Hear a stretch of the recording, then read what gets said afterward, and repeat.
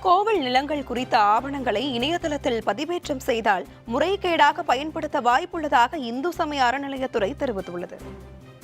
தமிழ்நாட்டில் உள்ள கோவில்கள் தொடர்பான டெண்டர்கள், ஒப்பந்த நிலங்கள் தொடர்பான பதிவேடுகள் உள்ளிட்டவற்றை தகவல் அறியும் உரிமை சட்டத்தின் கீழ் இந்து அறநிலையத்துறை இணையதளத்தில் வெளியிடக் கோரி சென்னை உயர்நீதிமன்றத்தில் வழக்கு தொடரப்பட்டது. இந்த வழக்கு விசாரணைக்கு வந்தபோது கோவில் சொத்துக்கள் தொடர்பான ஆவணங்களை பதிவேற்றம் செய்தால் முறைகேடு செய்வதற்கான வாய்ப்பு உள்ளதாகவும், ஏற்கனவே வருவாய்த்துறையின் தமிழ் நிலம் என்கிற இணையதளம் உள்ளதாகவும், அதில் நிலத்தின் வகைப்பாடு குறித்து அனைத்து விவரங்களும் உள்ளதாகவும் இந்து சமய அறநிலையத்துறை சார்பில் தெரிவிக்கப்பட்டது. அப்போது குறுக்கிட்ட நீதிபதிகள் கோவில் தொடர்பான விவரங்களை வெளியிட என்ன தடை இருக்கப் போகிறது எனவும், இது தொடர்பாக ஒரு முறையான திட்டம் கொண்டுவர வேண்டும் எனவும் தெரிவித்தார். இதையடுத்து வழக்கு விசாரணையை அடுத்த மாதம் 12ஆம் நாளுக்கு ஒத்திவைத்து அறநிலையத்துறை விரிவான விடையளிக்க ஆணையிட்டுள்ளார்.